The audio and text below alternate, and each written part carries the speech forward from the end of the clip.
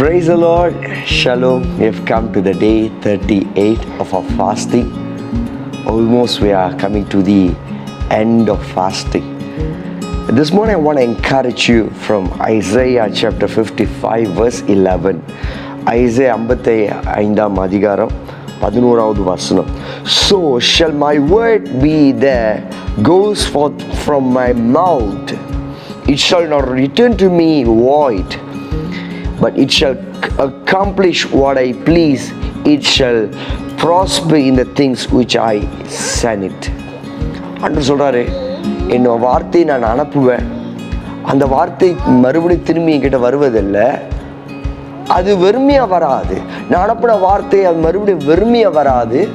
நான் அனுப்பின வார்த்தை அது எதுக்காக அனுப்பப்பட்டதோ அந்த காரியத்தை நிச்சயமாக நிறைவேற்றி முடிக்கும். இந்த காலம் உங்களை பார்த்து சொல்கிறேன், இந்த 38வது நாளில் ஆண்டவர் உங்கள் மேலே நிச்சயமாக வார்த்தை அனுப்பியிருக்கிறார்.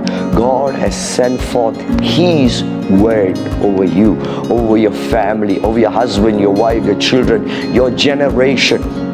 ஆண்டவர் உங்களுடைய கணவருக்கு, உங்கள் மனைவி, உங்களுடைய பிள்ளைகளுக்கு, உங்களுடைய எதிர்காலத்துக்கு, உங்களுடைய தலைமுறைக்கு ஆண்டவர் வார்த்தை, தம்முடைய வார்த்தை அனுப்பியிருக்கிறார்.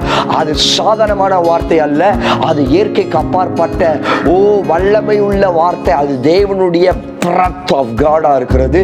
ஆண்டவர் அனுப்பினார்னா அது மறுபடியும் ஒயிட்டா வராது, அது திரும்பியும் சும்மா வராது, அது நிறைவேற்றி முடிக்கும். I want to tell you this morning, இந்த காலம் உங்களை பார்த்து சொல்றேன், நிறைவேற காலகட்டத்தில் இருக்கிறோம். We are in the season of God's fulfillment. God is about to fulfill all the word that's spoken over you. ஆண்டவர் சொன்ன எல்லா வார்த்தையும் நிறைவேற்ற காலத்தில் இருக்கும். ஆகையால் ஆண்டவர் நிச்சயமாக செய்வார். அவர் செஞ்சுட்டு இருக்கார், செய்வார். உங்க கண்ணு பார்க்கும், அதிசயங்களை பார்ப்பீங்க. வெறுமையா வராது. It will prosper. Things which God sent will prosper. ஆண்டவர் அனுப்ப அந்த காரியம் நிறைவேறும். கர்த்தர் உங்களையே ஆசீர்வதிப்பார். God bless you.